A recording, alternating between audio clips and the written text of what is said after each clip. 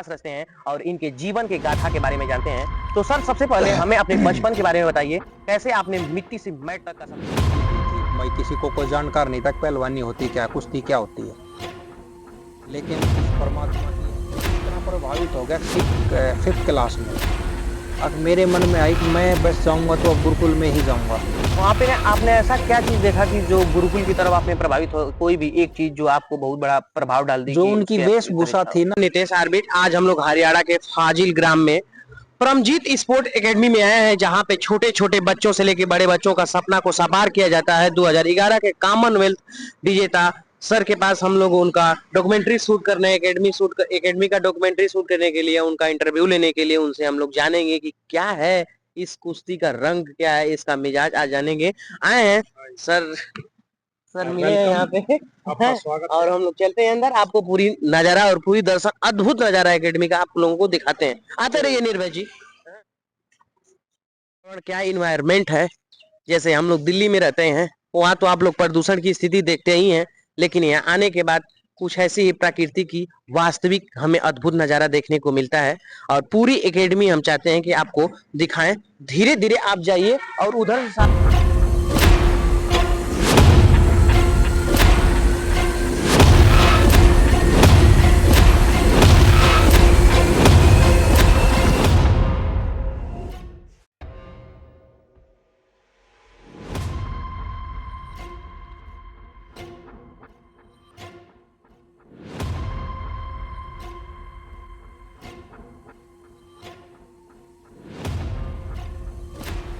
उनके रेसलिंग कुश्ती के साथ साथ उनको स्टडी भी दी जाती है कि ताकि बच्चों का भविष्य भी सुनहरा होता रहे और उनको ज्ञान भी प्राप्ति होती है। ज्ञान प्राप्ति के साथ वो लोग रेसलिंग भी करते रहे। इसी के साथ आ जाइए हम लोग, और यहाँ पे जो है, यहाँ पे बच्चे लड़ते हैं और अपना दाव और पेच को आजमाते हैं।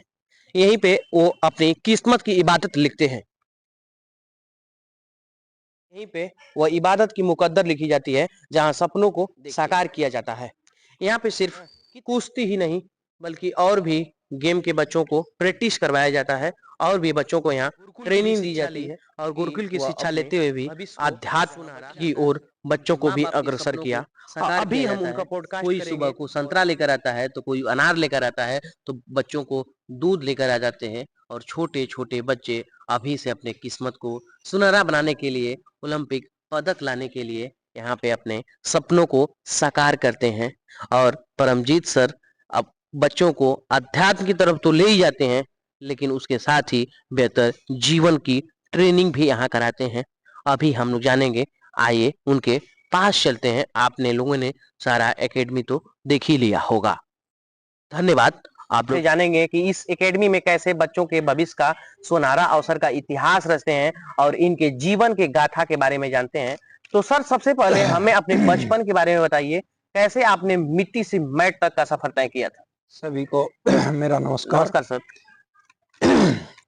देखिए, पहलवानी हमारे किसी परिवार में किसी को भी नहीं थी। मैं किसी को कोई जानकार नहीं था पहलवानी होती क्या, कुश्ती क्या होती है, लेकिन उस परमात्मा की ऐसी कृपा रही मेरे ऊपर। और कुछ मैं ऐसी जगह चला गया, वहां जाके मैंने भाई कुश्ती को देखा। पहले उसको देखा, फिर मेरे को भी इच्छा हुई कि मैं पहलवान बनूं। तो मैं जब 5वीं क्लास में यहाँ पढ़ता था, तो कुछ गुरुकुल के बच्चे आए थे। अब भाई वो अपना कुछ प्रदर्शन दिखाया उन्होंने गुरुकुल की वेशभूषा में, तो मैं उनसे इतना प्रभावित हो गया फिफ्थ क्लास में। अब मेरे मन में आई कि मैं बस जाऊंगा तो अब गुरुकुल में ही जाऊंगा। वहाँ पे आपने ऐसा क्या चीज देखा कि जो गुरुकुल की तरफ आपने प्रभावित हो, कोई भी एक चीज जो आपको बहुत बड़ा प्रभाव डाल दी जो कि उनकी वेशभूषा थी ना, वस्त्र जो थे, वेशभूषा से मैं इतना प्रभावित हो गया। फिर उन्होंने योगासन वगैरह दिखाए जैसे, तो उनकी जो कला देखी, वो जो उनके योगासन देखे, तो मैं उनसे ऐसा हो गया कि मैं भी गुरुकुल में ही जाकर ऐसा ही बनूं। जी जी। बस उस दिन से ही मैं, जैसे ही मैं स्कूल से घर पे गया, पिताजी से मैंने कहा कि मैं तो अब पढ़ूंगा तो गुरुकुल में ही पढ़ूंगा, नहीं मैं कहीं भी नहीं जाऊंगा, से मेरे को खेतों में काम करवा लो। मैं गुरुकुल के सिवा कहीं भी नहीं, स्कूल में या किसी में भी एडमिशन नहीं लूंगा। तो मेरी जिद के आगे भाई पिताजी ने ठीक है बोला, चलते हैं। तो हम गुरुकुल में जाके मैंने भाई जो प्रक्रिया होती है गुरुकुल की एडमिशन की, वो हमने पूरी की, और मैं वहां एडमिशन लेके गुरुकुल में रहने लग गया। तो वहाँ है कि गुरुकुल में कोच आते थे, सरकारी लगा रखे थे, और वो कुश्ती सिखाते थे। एक नर्सरी थी सरकार की ओर से, उन्होंने 25 बच्चों को एडॉप्ट कर रखा था सरकार ने। अब भाई उन बच्चों का खाना पीना, इनको कुश्ती सिखाओ, खाना पीना और इसका हम करेंगे। तो उन जब मैं उन रोज जैसे ही मैं गुरुकुल में एंट्री करी, तो मैं उन पहलवानों को रोज देखता था, 20-25 जो पहलवानी करते थे ना। तो कुछ टाइम तक मैं उनको देखता रहा, मेरे फिर मन में होगी कि मैं भी ऐसा ही बनूंगा भाई। जी। हाँ, उनको देखकर आपके यस, अंदर हम भाव लोग कोई जगा। बता नहीं, हाँ अंदर का भाव बस, वो जी। परमात्मा लगा लो प्रेरित करता है, या कोई भी आत्मा प्रेरित कर रही थी मुझे, अगर नहीं यार मैं भी, मेरे को भी ऐसा बनना है। तो वहां से मेरी स्टार्टिंग होती है। मैं जाके कोच साहब से पूछता हूँ, कोच साहब मेरे को आप पहलवानी सिखाओ, मैं कुश्ती सीखना चाहता हूँ, मैं भी अच्छा एक आप पहलवान यहाँ से जब रुके थे रेसलर तो बनना चाहता माता-पिता आपके राज़ी हो गए थे वहाँ हूँ। जी, भेजने के लिए कि माँ राजी नहीं हाँ, थी, लेकिन पिताजी लेकिन माँ को राजी। लगा होगा ना कि जैसे गुरुकुल में हाँ हम बेटे को भेजेंगे तो हाँ, हमें तो ऐसे, जैसे डर भी रहता है कि यस, उन लोगों को गुरुकुल में ऐसा लगता है कि बेटा सन्यास जीवन धारण ना हाँ, कर ले, यस यस, वैराग्य में ना चला जाए। हाँ हाँ, ऐसा ही ऐसा होता, होता है, तो ऐसा ऐसा ही। आपके भी तो माताजी को लगा था? माता जी को काफी लगा ना, वो बोली नहीं गुरुकुल में इसको नहीं भेजना, लेकिन मैं पिताजी फिर से, आपने कैसे मनाया उनको? माँ को फिर मना नहीं, पिताजी को मैंने मना लिया, फिर पिताजी ने ही मेरे को वहां जाके ओह! छोड़ अच्छा। दिया। जी, हाँ भाई, उसको एक बार छोड़ के आते हैं, देखते हैं। तो वहां से कोच साहब से मैंने पूछा कि भाई मैं पहलवानी के लिए आ सकता हूँ, तो उन्होंने कहा आ जाओ बेटे। तो मेरे कुछ कार्य होते थे, जैसे गुरुकुल में जाते हैं तो कुछ काम दे देते, भाई तेरे को यहाँ सफाई करनी है, शाम को 1 घंटा साफ सफाई के लिए झाड़ू झूड़ू कर। तो जो मेरा काम होता था मैं उसको तुरंत करके, और मैं उनमें शामिल हो जाता था ट्रेनिंग में। जी। तो 1 साल मैंने ऐसे ही लंबे 1 साल तक मैंने किया, तो मेरा इच्छा ज्यादा थी, तो इसलिए मैं सीख भी जल्दी गया, और मैं अच्छा एक रेसलर बनने लग गया जैसे 1-1.5 साल में। तो वो नर्सरी में मैं फिर वो जो कुश्ती वाले पहलवान थे ना, स्पेशल जो कुश्ती आप लड़ते जो थे। सरकारी जो कोच थे, कुश्ती सर थे, उनसे जाकर आपने क्या कहा कि हमें भी सीखना चाहिए, जी, मैं हमें भी सीखना, सिखाइए आप? मैं, हाँ मैं सीखना चाहता हूँ, मैं करना चाहता हूँ, मेरी इच्छा है। तो उन्होंने क्या फिर कहा? उन्होंने कहा ओ बेटा ये आप सबको लिए ही तो है ये। हुँ। तो उन्होंने सिखाया, हमें से सिखाया, तो उन्होंने जैसे ही मैं गया, तो 1 साल बाद में जो पहलवान वो नर्सरी होती थी ना, उसी में मैं, मेरा एडमिशन हो गया। फिर मैं स्पेशल पहलवानी के लिए, जैसे जो मैं काम करता था ना, उस काम से हट के तभी मैं, से एकदम पहलवानी वाला जुनून हाँ, अपने आप अंदर आप पालने बस लगे। पहलवानी का शुरू हो गया स्टार्टिंग, और उसके बाद तो फिर मैंने पीछे मुड़ के, आप पहलवानी लड़े थे लेकिन आपने अंदर ही अंदर लक्ष्य क्या तय किया था कि हम आगे जाकर के कहाँ तक पहुँचेंगे? शुरू में तो यही था, ये इच्छा होती है कि भाई मैं अच्छा पहलवान बनूं, शरीर उनके अच्छे होते थे, तो जिससे मैं जैसे तगड़ा शुरू में बनूं। सबको लगता है कि हाँ, मैं गाँव का नाम रोशन करूँगा, स्टेट का नाम रोशन करूँगा, नहीं मैं उस पहलवानी टाइम, जैसे लड़ूँगा। उस टाइम हाँ, ऐसा नहीं था, जैसे हम इतनी बड़ी सोच नहीं थी, क्यों कोई हमारे उसमें खेल का कोई भी, जैसे परिवार में कोई ऐसा नहीं था जो खेला हो कहीं, हुँ, भाई किसी ने खेल के बारे में पता हो, तो इतना वो नहीं था। लेकिन मैं उनके शरीर को देखकर ऐसा लगता था मैं ऐसा पहलवान बनूं, अच्छा तगड़ा बनूं, मेरा शरीर तगड़ा हो। हुँ। तो वहां से मैंने स्टार्ट करी, जैसे जैसे मैं स्टार्ट होता गया, फिर मेरी इच्छा बढ़ी कि हाँ भाई मेरे को नेशनल में मेडल जीतने चाहिए, फिर मैंने इंटरनेशनल में चले। तो मैं तो सर इधर अभी मैं उस पर बाद में चलूँगा हम्म, इंटरनेशनल वाले पे। अभी आपने जो गुरुकुल बोला वहाँ पे किस क्लास तक आपने पढ़ाई किया? मैंने वहां से बीए की है। गुरुकुल से ही? यस, हाँ, फिर आठ उसके साल बाद से 8 साल आपकी में गुरुकुल में हाँ, रहा। 8 साल तक सर ने गुरुकुल में रहा, वहीं से सर ने ग्रेजुएशन भी किया है। जी, सर उसके बाद में आप कुश्ती की तरफ और किस आप तरफ नु देखो रुख किए? गुरुकुल में रह के हमारी जो ड्रेस थी ना, जी, नंगे पैर रहना, जी। कोई चप्पल कोई जूता नहीं, कोई सर्दी हो गर्मी हो कुछ हो, सर धोती। उस उम्र में बच्चों की ऐसी हम्म, जैसे जीवन है अंदर से हम्म, आध्यात्मिक की तरफ जाना हम्म, एक आपकी उम्र के हिसाब से सही बैठता नहीं है। हम्म, अगर हम आम बच्चों को देखें तो हम्म, सब बच्चों में वैसी फीलिंग्स नहीं थी, वैसी चीजें नहीं थी कि हम आध्यात्म की तरफ जाएं। वो हम्म, उम्र ही और कुछ कर रही थी। हम्म। आप में क्या ऐसा जागा कि आप बहुत कम उम्र में ही अध्यात्म और परमात्मा से सीधा लिंक होने के लिए कनेक्ट होने लगे, सीधा गुरुकुल की तरफ जाते हैं? गुरुकुल की तरफ जाने का मतलब ही सीधा ही अध्यात्म से कनेक्ट है। हाँ ये तो है, नहीं शिक्षा संस्कार भी है वहाँ है, वो मतलब अध्यात्म ये नहीं है आपको। आपको नहीं लगा कि मुझे खेलना चाहिए, मुझे गाँव में घर में वहाँ घूमना शिक्षा, चाहिए, मुझे दोस्तों के साथ मजे करने चाहिए? आपने शुरू से ही जो उम्र लोग 35 साल के बाद 40 साल की अवस्था में करते हैं, आप शुरू से ही वो ख्वाब पाल लिए कि हमें आध्यात्मिक से कनेक्ट होना है, परमात्मा से कनेक्ट होना है। इसकी थोड़ा मुझे व्याख्या करके बताएँ, कि इसका क्या भाव था आपके अंदर? जैसे हम लोग भी तो उतने छोटे उम्र में थे, तो हम लोग के अंदर जैसे लगता था कि अरे हम लोग को साइकिल मिल जाए, गाड़ी मिल जाए, घूमें, बहुत अच्छे से करें। सर आप उस एज में कैसे परमात्मा से सर आप कनेक्ट हो गए? मतलब ये है ना, ये पुराना कोई जैसे कई जन्मों के संस्कार होते हैं ना, ऐसे नहीं होते कि हम एक जन्म के जी संस्कार जी लेके पैदा होते हैं। जी जी जी हमारे अनेकों जन्म हो लिए, अनेकों मर लिए, अनेकों पता नहीं क्या क्या बन लिए। तो अनेकों जन्मों के हमारे जो संस्कार होते हैं ना, तो उस जन्म पता नहीं किस जन्म के संस्कार मेरे को जागे, मैं यार नहीं पहलवान बनना है मेरे को, मैं गुरुकुल में जाऊंगा, मेरे को गुरुकुल में पढ़ना है। तो ये अंदर से भाव हो रहे थे। यानी अच्छा। छोटे से बच्चे को 5वीं 5th क्लास में उसको क्या पता क्या करना है। आपको अंदर अपने अंदर से ही भाव आ रहा था कि हाँ, हमें ऐसा करना यस, चाहिए। मैं, हाँ, मेरे को गुरुकुल में जाना चाहिए, मैं गुरुकुल में पढ़ना चाहता हूँ। मैंने जिद कर ली थी। सर। हाँ। तो भाई ये जिद ऐसी हो गई थी कि भाई वो कोई ना कोई तो मेरे को प्रेरणा हो रही थी ना, जी जी इसलिए तो मैं जिद कर रहा था कि नहीं, मैं गुरुकुल में जाऊंगा। तो वो कोई ना कोई संस्कार थे जो पिछले कुछ जन्म, कोई और जन्म के होंगे, किसी के क्या पता किसके होंगे, वो आकर हमें वहां उसको। पर जाकर आपको अच्छा लगा, आपको लगा कि मैं अपनी प्रतिभा के अनुसार ही यहाँ पे आया हूँ। यस, मैं रहे 8 साल लगातार, पूरे तप किए हम, नंगे पैर रहते थे, सर्दी गर्मी कुछ हो चाहे, वैसे ही लंगोटी लंगोटी में दौड़ मार करते थे रोड पे। वहाँ पे सोने और खाने की क्या व्यवस्था थी, क्या प्रक्रिया थी गुरुकुल में, थोड़ा सा विशेष गुरुकुल तरीके से में, बताएं। जैसे गुरुकुल के बहुत सारे दर्शक अभी भी रुचि रखते हैं, तो उन लोगों को बताएं कि अब तो जैसे। गुरुकुल में कुछ जैसे मॉडिफाई थोड़ा थोड़ा होता है, लेकिन पहले होता था ना, नमक डालते थे ना मिर्च डालते थे, ओह, ना कोई छोंक लगा सकता था आदमी घी का अपना। ओह, जैसे ही बॉयल कर दी दाल, रोटी, वो बॉयल, सब कुछ बॉयल देते थे, दाल बॉयल करके अपने दे दी सबको। नमक भी बहुत कम डालते थे, नमक भी बहुत मिलता था, जैसे चटपटी सब्जी वगैरह ऐसे बनाते थे, ऐसे कोई नहीं बना सकता वहाँ।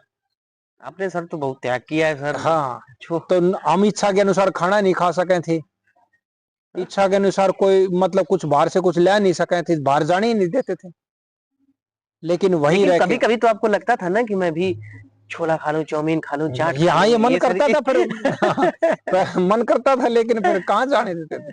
नहीं जाने देते नहीं थे। जाने। फिर आपकी वैसे ही दिनचर्या बन गई, हाँ, इच्छा फिर वे दबती दिन चली से गई। फिर इच्छा ही खत्म हो गई। फिर आप उसी रूटीन में आ गए। हाँ, ये अब कोई कोई दे दे या कुछ, हमें खाता ही नहीं कभी, मन अगर ही नहीं जैसे करता। अगर जैसे अभी हम लोग को, जैसे मान लीजिए हमारे छोटे भाई, चाहे हम लोग को गुरुकुल में जाने की इच्छा हो, तो उसकी प्रक्रिया क्या है, कैसे हम लोग जा सकते हैं, उसकी उसकी शर्त कुछ देख, होती है अलग अलग गुरुकुल, अब कि। तो बहुत ज्यादा गुरुकुल खुल जी चुके हैं। जी पहले कम थे, अब तो बहुत ज्यादा गुरुकुल नए भी बन चुके हैं, और उनमें काफी सुधार भी किया है। जैसे जी अब आप पतंजलि का लगा लो गुरुकुल, वहाँ योग आश्रम में हरिद्वार है, वो कितने अच्छे गुरुकुल है, कितनी अच्छी व्यवस्था दे रखी है उन्होंने, बेस्ट उनको शिक्षा संस्कार से वे कर रहे हैं। और काफी गुरुकुल है, गुरुकुल झज्जर है, मतलब और मतलब आसपास आप पता करोगे तो बहुत ज्यादा गुरुकुल मिलेंगे, जहाँ का भी बच्चा होगा ना। तो वहां प्रक्रिया, जैसे आप जाते हो, वो तो उनका हर एक गुरुकुल के अलग अलग मापदंड होते हैं, जी तो उनके हिसाब से आपसे जाके आपने पता करना पड़ेगा भाई क्या प्रक्रिया को टेस्ट लेते हैं जैसे। और फिर उसके बाद उन बच्चों को जो अच्छे हैं, उनकी एक क्राइटेरिया होता है जी हर गुरुकुल का, जी जी तो उसका जो फॉलो उसके करेगा। अनुसार वो बच्चे हाँ, जाते होंगे यस। उसमें। जी। तो अब काफी ज्यादा ये है, पर वहां जाके बच्चा अपने असली जीवन को सीख पाता है। जब ग्रेजुएशन करने के बाद आप गुरुकुल से बाहर निकले थे, तो वह कौन सा पड़ाव था, वो कौन सा समय था आपके, जो कुश्ती के क्षेत्र में आपके लाइफ को बदला,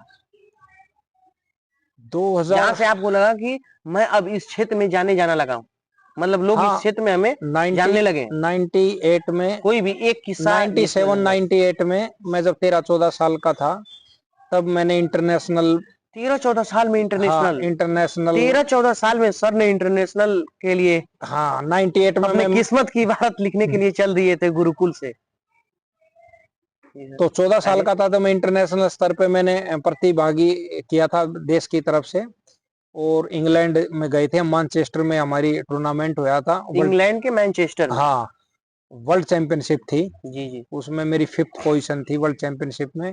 तो 5th पोजीशन। हाँ, तो उसके बाद मेरे को लगा, हाँ, मैं इसी क्षेत्र में अपने आप को आगे ले जाऊंगा। जब मैं इंटरनेशनल हो गया, मेरा का एक मनोबल सा बढ़ा मेरे को, जब मेरे को, हाँ भाई, मैंने कुश्ती करनी है। अर्नी काफी जो मेरे साथी थे, जो मेरे क्लासेस के थे, वे सभी टीचर लगे हुए हैं। किसी ने बीए बीपीएड की, किसी ने कुछ किया, किसी ने एमएड की, कुछ मतलब सब अपने अपने कोर्स पे चले गए थे, लेकिन मेरे को ये था ना, मैं कुश्ती करूंगा अब। कई दोस्तों ने कहा भाई तू आ जा यहाँ अपने ये मन इसको कर। भगने लगा उधर ही। हाँ, फिर मैं दिल्ली चला गया।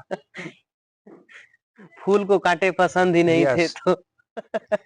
सर अब हमें ये बताइए, आप 1998 से अपनी जर्नी आप स्टार्ट किए थे जी। इंग्लैंड के मैनचेस्टर चैंपियनशिप से, वहां से जर्नी तो पहले 2011 पहले होगी थी, जैसे हाँ, डिस्ट्रिक्ट में मैंने फर्स्ट आया, फिर स्टेट चैंपियनशिप, लेकिन इंटरनेशनल में जाके 98 97 में हुआ। अब वहां से सफर हम शुरू करते हैं और 2011 के पहले के 60 में अपनी स्टोरी बताइए। आपने कौन कौन से पदक जीते, कैसे कैसे कुश्ती लड़े, उसकी खासियत हमें बताइए 2011 के पहले का। उसके बाद देखियो, हम कॉमनवेल्थ पे आते हैं हाँ अलग से। देखियो, 98 के बाद मैंने फिर जैसे ऑल इंडिया यूनिवर्सिटी चैंपियन रहा मैं, फिर 5 बार लगातार, जी जी जी फिफ्थ बार जी। कंटिन्यू मेरी ऑल इंडिया में किस चैंपियन ईयर में? रहा। ये रहा 2001 से लेके 2004-5 तक। 2001 से लेके 4-5 तक। हाँ 4 ओके, तक लगा लो आप। ठीक है। हाँ 4-5 साल में ऑल इंडिया चैंपियन ठीक रहा। ठीक। और उसके बाद मेरा नेशनल में पहला सीनियर नेशनल में मेडल आया 2003 में। उसके बाद मेरे लगातार 2011 तक सीनियर नेशनल के मेडल है, सिल्वर है, कोई ब्राउन्ज है, ऐसे। मतलब अगर टोटल की हम बात करें तो कितने अपने पुरस्कार जीते टोटल हैं, इनाम जीते हैं आपने? टोटल मेडल होंगे मेरे कम से 2011 से पहले तक, कॉमनवेल्थ हाँ से पहले तक। 20-25, 20-25 तो नेशनल मेडल है मेरे पास। और इंटरनेशनल स्तर पे मैंने इंडिया को रिप्रेजेंट किया है 17-18 बार। और कॉमनवेल्थ में फिर मैंने 2011 में कॉमनवेल्थ चैंपियनशिप में मेडल जीता। और उसके बाद ये एशिया चैंपियनशिप में खेल के आया। ओलंपिक क्वालिफिकेशन में मैं गया स्विट्जरलैंड। तो काफी ऐसी मतलब लंबी जर्नी थी ये। 20 साल की मेरी रेसलिंग की थी, 20 साल मैंने कंटिन्यू रेसलिंग की। तो उसमें भारत कुमार भी बना कई अनेकों बार। तो ऐसे ही चलता रहा। मिट्टी के दंगल भी मैं बहुत लड़ता था। अच्छा यहाँ सब मिट्टी के दंगलों से ही मुझे जानने लगे थे। अच्छा। हाँ अच्छी लड़ता था मिट्टी मैं। के दंगल से आप लोग, हाँ आपको लोग ज्यादा हाँ पसंद यहाँ करते थे? इस एरिया में मेरे वाले, अच्छा, यहाँ आपके एरिया में। आसपास एरिया में। हाँ। तो जब उतना आप अचीवमेंट किए हो तो यहाँ के लोगों की प्रक्रिया प्रतिक्रिया क्या रहती थी आपके प्रति, क्या सोच थी, ये लोग कैसे देखते थे? देख आपने काफी तो यहाँ मतलब के उन एरिया का नाम तो हाँ रोशन तो किया। यस हाँ यहाँ वो से उठ करके उस समय की बात है जब 1998 से निकले थे, तो वहां पे जाना ही बहुत बड़ी बात थी। यस। हाँ, तो आपके गांव की प्रतिक्रिया क्या थी इस पर? लोग आपके बारे नहीं में क्या सोचते थे, गांव ने आके जैसे क्या मैं कहते वहां थे? से आया तो मैं बहुत एक जी स्वागत सम स्वागत का प्रोग्राम रखा अच्छा था। अच्छा अच्छा, स्वागत बहुत था। बड़ा एक स्वागत किया था आसपास के एरिया ने। और ये कुश्ती मेरे बड़े चाव से देखते थे लोग जाके, जैसे अच्छा मतलब गांव से लोग जाते थे अपनी अपनी गाड़ी करके। और साथ में काफी ज्यादा लोग यहाँ से जो दंगल होते थे ना मिट्टी के, उनमें देखने भाई आज परमजीत की कुश्ती देखनी है। तो काफी इनमें वो था भाई कुछ दिखाता है, ये कुछ कला है इसमें। अब उस इतिहास के बारे में बताइए जो अब आपके समय अतीत हो चुका है, लेकिन अतीत हो के भी आज के दिलों में आज वो जिंदा है। हमारे लिए भी, हम नहीं सभी अतीत भारतवासियों कहाँ के है, लिए अतीत का हम अब तो गर्व बात, है। हाँ हम उसको बढ़ा रहे हैं ना। जिस वो समय था जी। जिसने आपने इतिहास रचा, 2011 हम्म। कॉमनवेल्थ, उसके बारे में बताएं कि आपने कैसे उसकी तैयारी की थी और जब आप जीते तो आपके मन में भाव क्या था? देखिए इंटरनेशनल उससे पहले मैं काफी कंपटीशन लड़ चुका था। और इंटरनेशनल में जाके भाई यही भाव होता है कि हम देश को गौरवान्वित करें, अपने इलाके को भाई गौरव बढ़ावें, और माँ बाप को खुशी दें। यही होता है कि भाई आप जहाँ माँ बाप ने जितना इतनी ताकत लगाई है, इतना खर्चा लगाया, इतना पैसा लगाया है, तो उस उनको हम थोड़ा सा उनके गौरव को बढ़ाएं, जी हम अपने देश के गौरव को बढ़ाएं।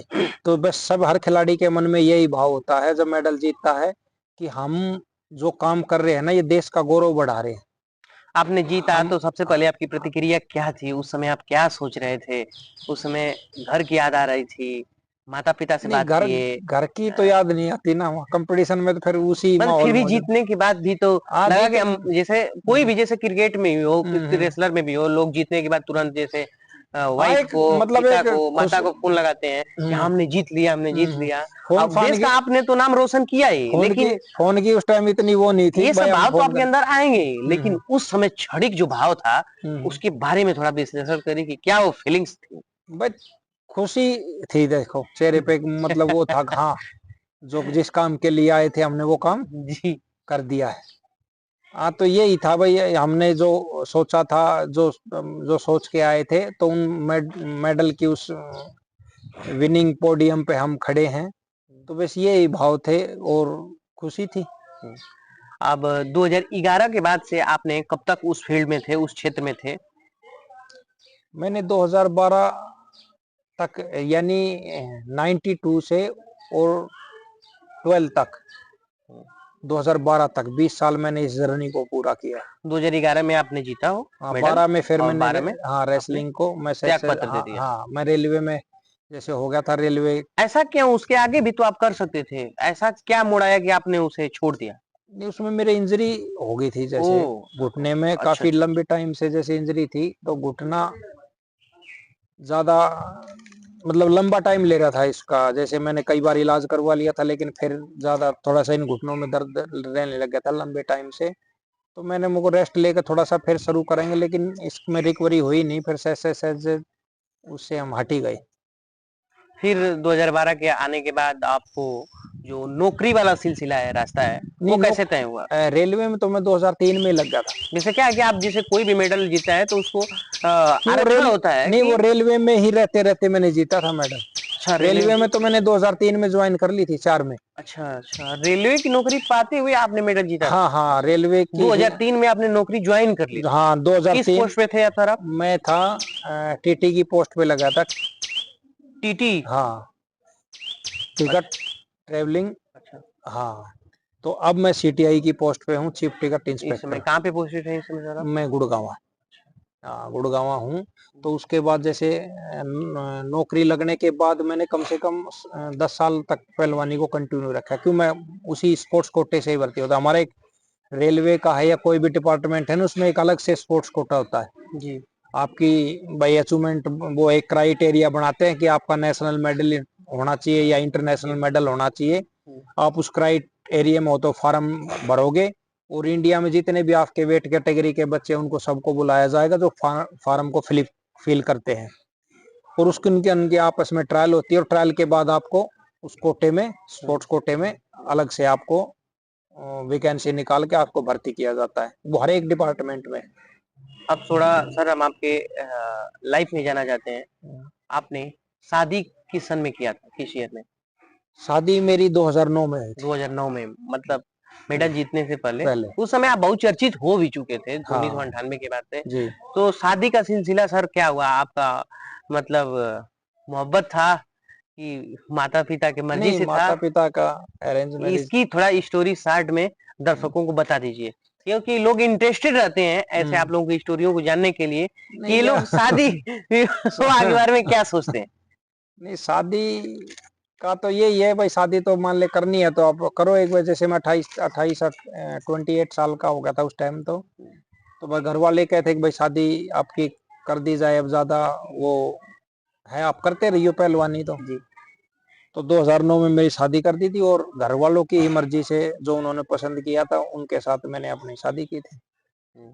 घर वालों के माता पिता की पसंद से यस आपने शादी किया। जी। और आपकी सर वाइफ इस समय मतलब उनका वर्क क्या है? वो टीचर हैं अभी, साइंस अभी जॉब? साइंस हाँ जॉब में साइंस टीचर हैं। वो भी बच्चों को पढ़ा मतलब रही हैं। आप दोनों लोग सेट हैं यस अपने अपने जी जी। रास्ते पे। सर तो 2012 से 20 के बीच में आपने क्या किया? इस एकेडमी की स्थापना आपने तो 2022 या 23 बीस में, 20 में किया। 2020 में किया था। तो उसके पहले आप 8 सालों की जर्नी में सिर्फ जॉब पे ही ध्यान देते रहे कि और भी कुश्ती से बच्चों को मोटिवेट करते रहे, समाज को मोटिवेट करते रहे, नहीं, समाज में जैसे मैं जाते थे? गुड़गांव रहने लग गया था, गुड़गांव अच्छा, रहता था। गुड़गांव रहते थे आप? हाँ गुड़गांव रहता था, तो वहाँ एक पास में एकेडमी थी, तो मैं कभी कभी वहाँ जाता था। और फिर 2011 में भाई एक बच्चा आ गया था हमारे पास, बच्चा मेरा हो गया था, पुत्र प्राप्ति हो गई थी। जी जी। तो वो 4-5 साल का था, तो मैं उसको है ना 2013-14-15 में उसको मैं उसके साथ लेके ले चला जाया करता वहाँ अच्छा, अखाड़े में। और जो बच्चे मिलते थे, झाड़सा एक गांव है उसमें अखाड़ा था, वहां चला जाता। झाड़सा गांव। हम्म। जी सर। तो वहाँ बच्चे जितने आते थे उनको किसी को बता देते थे भाई कि ऐसे नहीं ऐसे नहीं। फिर वो सहज सहज मेरा ये शौक बन गया, क्यों ना मैं एक एकेडमी को स्थापित किया जाए, इन बच्चों को आगे बढ़ाया जाए। भाई हमने भी कितनी दूर जाके रेसलिंग की है भाई, घर के कभी कभी आते थे। तो मैं ऐसा सोच रहा था कि मैं जहाँ से आया हूँ ना, वहाँ मेरे को योगदान देना चाहिए। अपने जो आसपास के बच्चे उनको प्रेरित करके, प्रेरणा देकर इसको कुश्ती को बढ़ाया जाए। ये अच्छा, मेरे पास थी, इसको अब बांटा जाए। मैंने छोड़ने के बाद भी हाँ आग बुझी नहीं थी उससे तो। नहीं बुझी नहीं है, अब भी नहीं बुझी। अब तो सर मैं देख ही रहा हूँ। हम्म। हाँ, अब ये तो ओलंपिक मेडल नहीं जीत लेंगे इतने, और वो कंटिन्यू चलते रहें, देते रहें, हम देश की सेवा करते रहें, देश को गौरव बढ़ाते रहें, तो ये लंबे टाइम तक है, जब तक ये शरीर साथ देगा पुरुषार्थ करते रहेंगे। तो 2020 में एकेडमी खोलने के पीछे आपकी सोच क्या थी? किस विचारधारा पे इस एकेडमी को खोले थे कि हम इसको कहाँ तक ले जाएंगे और इसमें बच्चों का भविष्य को किस तरीके से सुनहरा अवसर देंगे देख और हमने उनको एक सांचे में ढालेंगे? गेट के बाहर आप जो पढ़ के आए होगा, हम्म। मिशन क्या है हमारा? ओलंपिक जी। Gold medal. हम इस मिशन पे ही लगे हुए हैं और इस मिशन को पूरा करेंगे।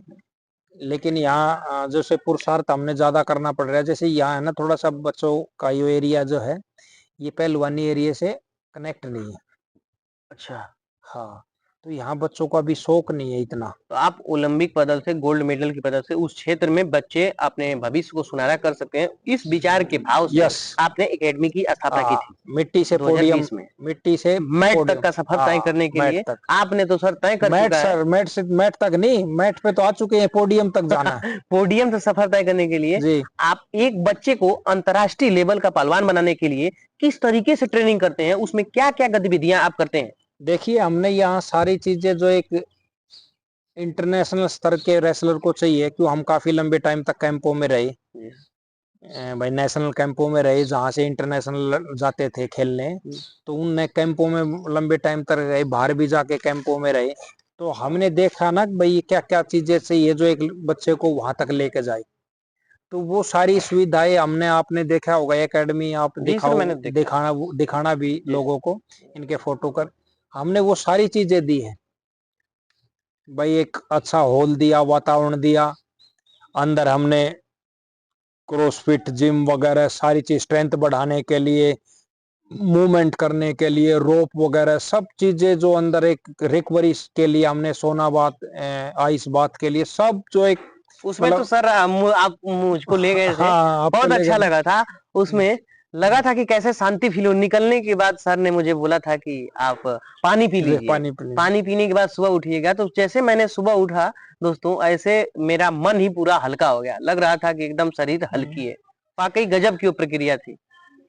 नहीं, हमने ये पूरे वातावरण देखो, जी। आप देखो ना कैसा वातावरण, एक इन्वायरमेंट ही ऐसा दिया है कि वो ऐसे वातावरण में रहे बच्चा, अब वो जल्दी एक जो अपनी प्रतिभा को निखारना चाहता तो वो और तेजी से जाए ऊपर। तो ये सारा खाना पीना लगा के आप हॉस्टल का, इनका रेस्ट का देखोगे, इनके रूम देखोगे, मतलब सारी चीजें हमने ऐसे व्यवस्थित तरीके से बनाई है कि बच्चा जो करने वाला है ना, वो जो टैलेंटेड बच्चा कोई है और वो करने वाला, तो बहुत जल्दी जाके आप अचीव कर लेगा उसको। जैसे हमने हमने इतनी सुविधाएं नहीं मिली, हमको इतनी सुविधाएं नहीं मिली, हमने लंबे टाइम तक ये संघर्ष किया, लेकिन इनको इतना संघर्ष करने की जरूरत नहीं है। उस संघर्ष का फल आपको मीठा भी मिला। हाँ, वो और तो बेहतरीन फल मीठा मिला। तो और आज की परमात्मा की कृपा से आप बहुत उच्च कोटि के। हाँ, वो सारी चीजें दे रहे हैं हम। सर अब हमें एकेडमी से संबंधित 2020 में आपने एकेडमी स्थापना की थी, ओलंपिक के उद्देश्य से आपने स्थापना की थी। अब बताइए इसमें जो बच्चे रह रहे हैं, लगभग कितने बच्चे होंगे इस एकेडमी में? एकेडमी में हमारे पास है 35-40 के बीच में बच्चे हैं। हॉस्टल में इसमें कितने रहते होंगे? हाँ, 35-40 के बस। 35-40 हाँ, में। कभी कम हो जाते तो हैं, 2-4 इनके को। खुराक का बहुत कुश्ती क्षेत्र में बहुत महत्व होता है। इनके खाने पीने का शेड्यूल क्या होता है यहाँ पे? जैसे हमने अपने सोर्स से पता लगाया है कि यहाँ पे जैसे आप यूरिया खाद कोई भी यहाँ पे अनाज नहीं होता है, हमारे जैसे भोजन नहीं होता है, सिर्फ जैविक पर आधारित ही आप यहाँ पे भोजन बनवाते हैं। दिखा भी देंगे। तो वो सारी चीजों के बारे में बताएं कि ये कैसा विचार आया आपकी जैविक के बारे में, हम यहाँ पे खाना, हालांकि बहुत सारी एकेडमी में ऐसा सिस्टम नहीं है। नहीं, बहुत सारी क्या, वो भाई किसी की तो मजबूरी है, नहीं ऐसी व्यवस्था कर सकते, लेकिन हम कर सकते हैं तो हमने प्रयास किए। अब भाई ये प्रयास हम करें, बच्चों को शुद्ध वातावरण और शुद्ध खाना, दोनों चीज ही, शुद्ध वातावरण और शुद्ध खाना होगा तभी आदमी जल्दी उन्नति पर गति पे जाएगा। तो हमने पहले खाना, शुद्ध खाना किया भाई। सबसे ज्यादा हम जब ट्रेनिंग करके आते हैं तो हमने क्या चाहिए, अपनी रिकवरी के लिए क्या चाहिए, अपनी ऊर्जा को बनाए रखने के लिए क्या चाहिए, हमने अपनी ताकत को और आगे बढ़ाने के लिए क्या चाहिए, उन सब खुराक है आप यहाँ पे करवाते हैं। हाँ, वो खाना है ना, वो खाना ही तो हमारी ताकत को, ऊर्जा को बढ़ाएगा ना। बिल्कुल बिल्कुल। और हमारे अगले रेस्ट रिकवरी को हमारी को पूरी करेगा, अगले टाइम की ट्रेनिंग के लिए हमें तैयार करेगा, वो खाना ही है। खाना और रेस्ट। तो हमने वो दोनों चीजों पे काम किया। जैसे हमारे यहाँ जमीन है थोड़ा सा पीछे 3 किलोमीटर, 4-5 किले 5 एकड़ जमीन है। तो उसमें हमने पूरा ही, पहले तो मैंने देसी खाद से उसको भरवाया सारे जमीन को, 1-2 साल तक उसको पूरा ऐसे रखा, कुछ नहीं उसमें बोया। और उसके बाद हमने, सबसे पहले हम ज्यादा क्या खाते हैं, रोटी जी, गेहूं खाते हैं। तो मैंने गेहूं को पहले तो ऑर्गेनिक 306 गेहूं किया हमने। और भाई बिना खाद पानी के, कितने हो नहीं होंगे तो हम बाहर से ले लेंगे भाई, कुछ और आस पड़ोस से। तो हमने इसको पूरा किया। और अब बच्चे, आज मैं गारंटी के साथ कहता हूँ, आज बच्चे बिल्कुल ऑर्गेनिक गेहूं का खाना खा रहे हैं। मैंने भी कल शाम को खाया, मैंने जी पहले भी यहाँ पे आ चुका हूँ, हाँ, मुझे भी बहुत अच्छा कोई सी लैब लगा। टेस्ट करवा लो, कुछ करवा लो किसी अरे अनाज सर को ले जाके, लेकिन हम बिल्कुल ऑर्गेनिक गेहूं और चावल दोनों चीज है। और जब ये साग सब्जी कुछ तो हम यहाँ, जैसे आपने देखी, कुछ उगा लेते हैं, कुछ बाहर से भी लानी पड़ती है, उस पे भी हम देख रहे हैं भाई कहाँ से साग सब्जी या सर, कुछ फ्रूटे हैं जैसे, या फ्रूट वगैरह, आम वगैरह, ये सारे हम यहाँ हो रहे हैं एकेडमी में। भाई मौसमी वगैरह है, ये क्या नाम है, किन्नू वगैरह है, ये भी एकेडमी में ही काफी पेड़ लग रहे हैं, पीछे आपने देखे होंगे। तो हम काफी चीजें इनको यहाँ के लिए, इनकी डाइट का हम तैयार कर रहे हैं। और दूध है हमारा, दूध भी जो पशु जो चारा खा रहे हैं ना, वो भी ऑर्गेनिक खा रहे हैं। और जो दूध आ रहा है इनका, वहीं एकेडमी से, अपना किसी बाहर से हम दूध नहीं लेते, अपनी भैंस खुद की वहां कर रखी है, और वहां से इन बच्चों को दूध पिलाया जा रहा है। लेकिन सिर्फ सर कुश्ती ताकत का खेल नहीं है, दिमाग का भी खेल है। आप अपने शिष्यों को मानसिक रूप से कैसे तटस्थ करते हैं? ताकत, अकेली ताकत तो मतलब कि नहीं, नहीं अकेली ताकत तो कहीं भी आपको नहीं, सब कहीं बुद्धि तो खान आप पीन हम कर नहीं, लिए, तो कुश्ती सिर्फ ताकत का गेम नहीं नहीं है, है, नहीं है, मैं भी इसमें कहूँ। दिमाग का भी हाँ, गेम दिमाग भी चलाना पड़ेगा। इसमें मूवमेंट चाहिए तो आपको, स्पीड जी, चाहिए, इसमें आपको ताकत चाहिए। अच्छा, उन्हें तुरंत फैसले, तुरंत निर्णय लेने का वो है कि भाई मैं किसी ने अटैक किया तो मैं उसको डिफेंस करके कैसे मैंने स्कोर लेना है।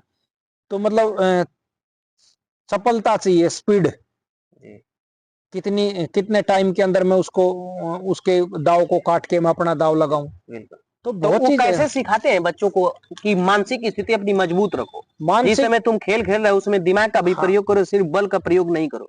उनको मानसिक स्थिति के लिए हमने जैसे योग वगैरह, हमने प्राणायाम वगैरह, मतलब काफी क्लासेस चला रखी है। जैसे हम बाहर से भी बुलाते हैं योग, एक योग का अच्छा, टीचर, बाहर से बुलाते हैं योग के हाँ टीचर? हाँ, योग का टीचर हमारे पास भी है। तो वो भी इनको, जैसे बच्चों को बता रहा है कि भाई कैसे अपने मानसिक संतुलन को, अपने दिमाग को कैसे, मतलब ऐसी कोई चीज हो जाओ तो कैसे हम अपने आप को संतुलन रखें, उस चीज को, अपने एकाग्रता को कैसे बनाए रखें। जी, तो इस पे भी हम काम करते हैं। जी। हम्म, अगला सवाल है सर आपसे ये कि आजकल के जो बच्चे हैं, आजकल की जो जनरेशन है बच्चों की, सोशल मीडिया और बाहरी दुनिया में भटक जाते हैं, अनुशासन टूट जाता है। जी इसके लिए आपने क्या व्यवस्था की है? देखिए जी, यह अनुशासन हमारा, हमने पूरा जो 6 साल पहले जो अनुशासन बनाया था वो आज भी बरकरार है। हम्म, कोई बच्चा यहाँ फोन नहीं रख सकता। एक फोन है हमारा कीपैड वाला, उस पे ही बच्चे बात करते हैं। हम्म। टीवी से भी हमने इन बच्चों को दूर रख मतलब सोशल कर, मीडिया से बच्चों को हाँ, एकदम हर दूर कर चीज दिया से। है। जी, आप देखो ना, कोई है ही नहीं आसपास कुछ ना, वो एक, तो हमें दिखाई दे रहा है। हाँ, ये पूरा ही वो ऐसा है।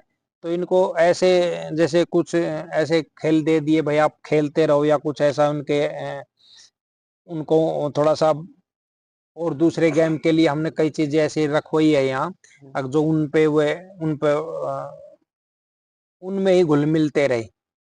और कुछ किताबें हैं जो भाई दिन में, आप जैसे आप क्लास देख रहे थे, अभी क्लास लगी हुई है, हम उनको जैसे 2-3 घंटे इनकी पढ़ाई होती है भाई, मतलब आप यहाँ पे बच्चों को हॉस्टल में फोन अलाउ नहीं है, नहीं उनके पास फोन है, नहीं चलाना अलाउ है। नहीं घर है। पे बात करना होता है तो आप कीपैड फोन देते हैं, आप यस खुद गार्जियन से कनेक्ट उनको करवाते हैं। यस यस यस, तो वह सीधी सीधा बात है कि सोशल मीडिया और बाहरी दुनिया से कनेक्ट ही नहीं है, कनेक्ट ही नहीं है। सिर्फ वो अपने वो लक्ष्यों पे ही फोकस है। हाँ, अपने उसी पे है जो बुलेट एम टू पे। बुलेट। यस।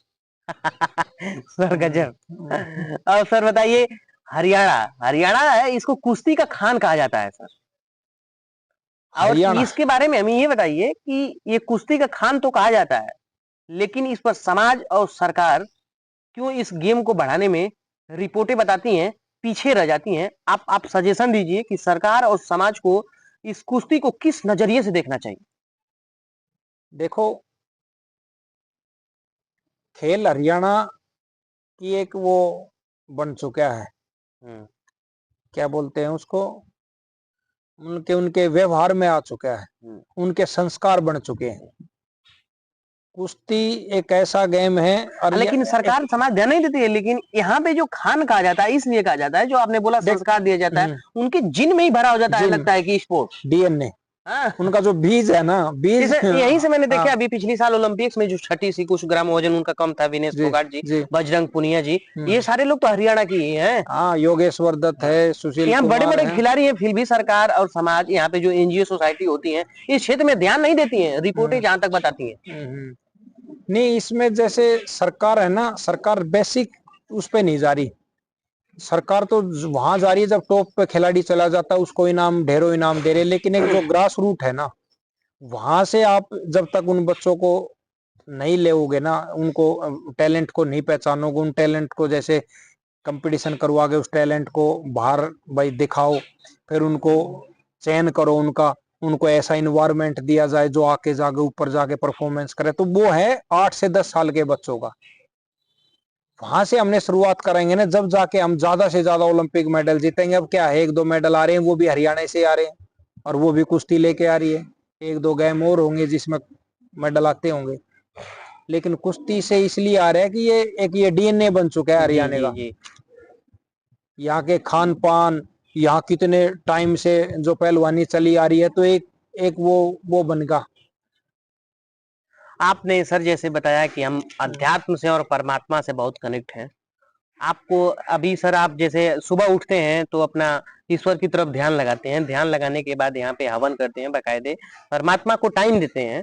उसके पीछे वहां पे बच्चों को भी आपने उनके बारे में बताते हैं, तो उसके पीछे का लॉजिक क्या है? बच्चे तो कुश्ती करते हैं, लेकिन देखिए, आप परमात्मा से कनेक्ट कराने से कुश्ती का संबंध क्या है? आप ये देखो, कुश्ती का नहीं, हमारे जीवन का ही संबंध परमात्मा से। जी, यही सर मैं जानना चाहता हूँ। यस, तो उस बच्चों को क्या बताते आप हैं ये देखो ना, जिस उम्र में बच्चे जो ये प्रकृति बनाई है, जी, ये किसके लिए बनाई है? हम हमारे लोगों के लिए। लिए बनाइए सर जी। इतनी बड़ी प्रकृति बना के परमात्मा, और वो है कहीं कहीं नहीं, वो कह ही नहीं रहा है कि मैंने बनाई है। वो तो अजर है, अमर है। हाँ, वो तो बता ही नहीं रहा है कि मैंने बनाई है। इतनी बड़ी प्रकृति, इतने कितने फल फूल, क्या क्या ड्राई फ्रूट, क्या क्या बना के दिया हमको, खाओ, उनका सबका रस लो, और कितनी सुंदर सुंदर जगह बना दी। मतलब ये सब परमात्मा का ही तो है, तो क्यों ना हम उसके गीत गाएं जी भाई, क्यों ना उसका हम गुणगान करें। जी, वास्तविक करना चाहिए। यस, कोई ना कोई इस प्रकृति हम को तो किसी चला से रहा है। कुछ लेते हैं तो हम उसको कितना धन्यवाद देते हैं, किसी से किसी ने हमारा कुछ फायदा कर दिया या किसी ने हमारा कुछ काम कर दिया तो हम उसको कितना धन्यवाद देते हैं। अरे परमात्मा ने तो हमें शरीर दे दिया, ये प्रकृति दे दी, अन्न दे दिया, क्या क्या दे दिया, हमारे खाने के लिए क्या क्या वो दे दिया, तो हम उसका गुणगान हमने करना चाहिए। वो हर एक आदमी को करना चाहिए, उसका धन्यवाद करना चाहिए। परमात्मा की बातों को, ईश्वर की बातों को बच्चों के हृदय में आप कैसे उतारने के प्रयास करते हैं? देख, परमात्मा की बातों को हम जैसे हवन, डेली हवन करते हैं, हम्म। डेली हमारा हवन है प्रतिदिन सुबह, तो हम जैसे कोई ना कोई विद्वान को अभी यहाँ। सर आप थे, अभी आप बोले थे कि आइए मैं कर लेता हूँ, उसके बाद करूंगा, तो सर हाँ अभी जाने के बाद वहां हाँ सीधा कनेक्ट हो गए आप? जी मतलब सर समझिए कि बाहरी दुनिया से बहुत अलग है।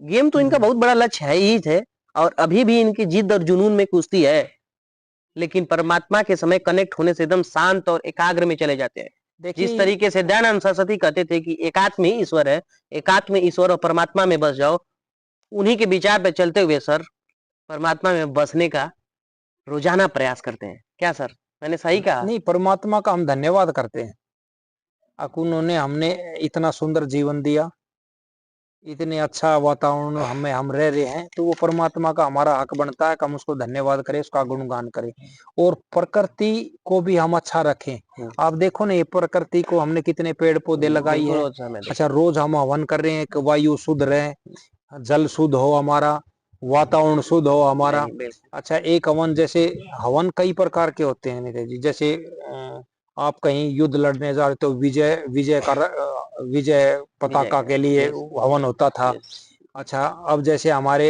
बच्चों का बल बढ़ाना है, तो हमने एक साधु सन्यासी से पूछा था, विद्वान थे बड़े, जैसे हम अपने बच्चों का बल बढ़ाते किस प्रकार का हवन करें। तो उन्होंने बोला आप खाते क्या हो?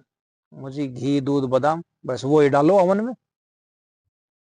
तो हम अखरोट वगैरह बादाम वगैरह ये सब किशमिश ये मनक्का सब हवन में उसको मिला के सामग्री में हवन में डालते। तो वो उन और बोले ऐसी जगह करो हॉस्टल के अंदर जो उन बच्चों को प्रभावित हो। तो बल बढ़ाने के लिए भी इनके इसलिए हमने रोज हवन का वो कर रखा है, और इस प्रकृति को भी हम अच्छा रखें इसके लिए भी हमने मतलब ये प्रतिदिन हवन का यज्ञ का वो प्रोग्राम रख रखा है। आप सर ईश्वर के इतना करीब चले गए हैं कि यहाँ पे बहुत सारे पाठ आपने भी करवाया था। जैसे पहले मैंने आया था आपके पास तो मुझे बताया था कि सुंदर पाठ, फिर सुनिए सुंदर दुर्गा पाठ पाठ नहीं, है ऐसे, नहीं दुर्गा उसके बारे में थोड़ा बताइए। मैं उस दिन बताए थे मैं ये आपको। सुंदर दुर्गा पाठ नहीं, ये क्या जो हमारे चार चार वेद वेद हैं? चार हाँ, वेद है। ऋग्वेद, सामवेद, हाँ, अथर्ववेद। तो हमने है ना ये अथर्ववेद का आपने पाठ यहाँ पे करवाया? अथर्ववेद के मंत्रों का उच्चारण करवा के हमने अथर्ववेद के मंत्रों का यहाँ गान करवाया था, मतलब उनका मतलब हवन के साथ उनको ये कनेक्ट तो किया सर था। जादू और टोने से संबंधित है नहीं अथर्ववेद। नहीं जादू टोने से नहीं, इसके जो ये परमात्मा की भक्ति का है।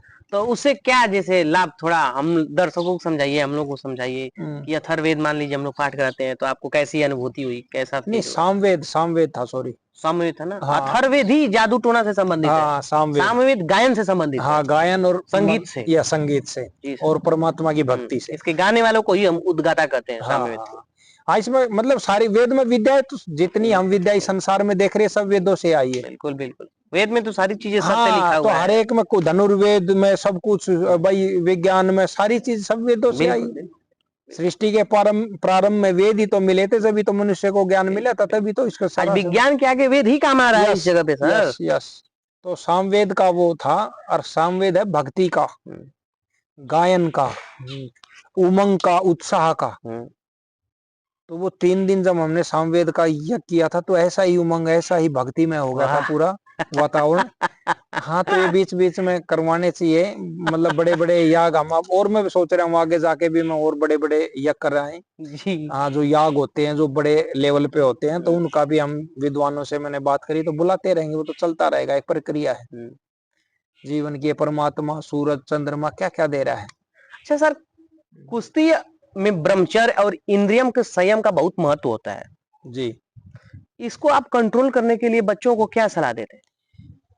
तो बच्चों को हम जैसे बताते हैं, लक्ष्य है तो लक्ष्य में ये भटकाव हो जाता है, नहीं जैसे अपने बच्चे, इंद्रियों को न कंट्रोल हाँ करना बच्चे को बहुत बड़ा भटकाव माना जाता है। एक तो बच्चे को हम सोशल मीडिया से तो पता आपको दूर ही रख रहे हैं, एक हम इनको बताते हैं कि आप कैसे आप पहलवानों को मैट पे एकाग्र तरीका से बनाते हैं इंद्रियों को कंट्रोल करके, ये बहुत बड़ी चुनौती नहीं है। वो जैसे वातावरण, क्या होता है कि बच्चे बहुत खाते पीते हैं, इनमें जो होता है आप हाँ अनकंट्रोल की सीमा हो जाती है, तो उसको आप कैसे आध्यात्मिक की तरफ झुकाव करते हुए उनको कैसे मैनेज करते हैं? जैसे रिपोर्ट भी कई सारे रिसर्च भी हुए हैं कि वो लोग तो आम आदमी से ज्यादा मतलब तंदुरुस्त होते हैं, मजबूत होते हैं, उन्होंने तो जल्दी ही इच्छा जगती होगी। तो ऐसे आप कंट्रोल करने के लिए आध्यात्मिक प्रक्रिया का सहारा लेते हैं, तो आप उसके लिए क्या करते हैं? परमात्मा के आप परमात्मा की भक्ति करोगे ना, एक संध्या उपासना के कुछ मंत्र होते हैं, तो परमात्मा की भक्ति करोगे तो आपके अंदर है ना विचार आपके शुद्ध होते चले जाएंगे। तो जैसे हम हवन करते हैं तो ये हवा शुद्ध होती है ना, तो ऐसे ही जब हम परमात्मा से जुड़ते हैं तो आपके विचार शुद्ध होते जाएंगे। तो हमने इन बच्चों को थोड़े से संध्या उपासना के मंत्र हमने भाई बताया, कैसे ऐसे आप गायत्री मंत्र ओम का जाप करो, उससे आपका मन शुद्ध होगा और आपके अंदर शुद्धता आएगी। और एक ये वातावरण हमने ऐसा दिया है, जैसे हवन वगैरह करते हैं तो ये वातावरण से भी इन बच्चों को, और एक हमने इनको प्राणायाम सिखाया। जो प्राणायाम बोलते हैं वो होता है जैक, जैक जो नीचे लगाते हैं ना, जैक होता है गाड़ी को उठा देता है जैक। जी जी। तो जो हमारे इस ब्रह्मचर्य की गति है ना जो नीचे की तरफ होती है, तो प्राणायाम उसको लेके ऊर्ध्व गति करता है ऊपर की तरफ। और जैसे ही हमारा प्राणायाम हम करते हैं ज्यादा, तो उससे जो हमारा तेज है ना जो ब्रह्मचर्य ऊपर की तरफ जाएगा, तो हमारा तेज बढ़ेगा, बल बढ़ेगा, हमारा ज्ञान बढ़ेगा, उधर से हमारा ध्यान भटकेगा और इधर हम लीन होंगे। यस। तो जैसे जैसे हम उन ज्यादा से ज्यादा उन प्राणायाम को करते हैं ना, तो ऐसे ऐसे हमारी इंद्रियां और इच्छा शक्ति इधर मरने हाँ, लगती है, हम उधर आप एकाग्र की तरफ जाने लगते हैं। आप 2 महीने में आपको महसूस करवा दूंगा, आप 2 महीने मेरे साथ कंटिन्यू रहो। सौभाग्य है सर आपके साथ मैं कर रहा हूँ तो, शायद ही मेरा ही दृश्य कुछ अलग हो। अब सर ये बताइए कि आप अपने शिष्यों को शिक्षा, अब मैं 1 क्वेश्चन लूंगा और इसका आंसर आपको 2 लाइन में देना होगा। आप अपने बच्चों को अर्जुन जैसा शिष्य बनाएंगे या कर्ण जैसा शिष्य बनाएंगे? हम अपने बच्चों को अर्जुन जैसा बनाएंगे। क्यों सर? अर्जुन में बुद्धि थी, ज्ञान था, और उन्होंने ऐसे साथी को चुना। लेकिन उन्होंने कसम खाई थी कि मैं बल से, निश्चल से किसी को नहीं मारूंगा। वो धर्म का पालन करने वाला श्रेष्ठ आदमी था। लेकिन वो धर्म के पालन को तोड़ दिए थे सर। नहीं, अर्जुन ने नहीं तोड़ा। अब मैं सब बता रहा हूँ, जब महाभारत हो रहा था, कर्ण के जब रथ का पहिया धंस गया था, नहीं वो तो युद्ध की नीति थी। युद्ध की नीति थी वो सर युद्ध में, लेकिन चाणक्य नीति पढ़ो ना आप। लेकिन सर मैं बता रहा हूँ, द्रोणाचार्य अर्जुन के गुरु ने सिखाया था, युद्ध में होके किसी को तुम निश्चल से पीछे से वार नहीं किया जाता है। नहीं, ये युद्ध का नियम है सर। नहीं, अर्जुन तो धर्म पूर्वक ही युद्ध लड़ रहा था, लेकिन धर्म को तोड़ा किसने पहले? किसने तोड़ा? उन्होंने। भाई धर्म को किसने तोड़ा? उन्होंने तोड़ा ना भाई। जब अभिमन्यु को मारा गया, या उससे पहले मतलब दुर्योधन ने कितनी बार उसको मतलब इस चीजों को अर्जुन से सर जब द्रौपदी का विवाह हुआ था, तो जब वहां पे स्वयंवर जब सज रहा था, तो कर्ण को शूद्र कहकर बाहर कर दिया जाता था। कर्ण उससे बलवान था। वहां पे ये शर्त रखी गई थी कि जो ये प्रतियोगिता उठा लेगा, जीत जाएगा, उससे द्रौपदी की शादी हो जाएगी। जैसे वहीं पे धर्म टूट गया था। नहीं नेताजी, जैसे सबसे पहले अर्जुन नहीं तोड़ा था। जैसे समाज में है ना, अलग अलग नियम कानून चलते रहे।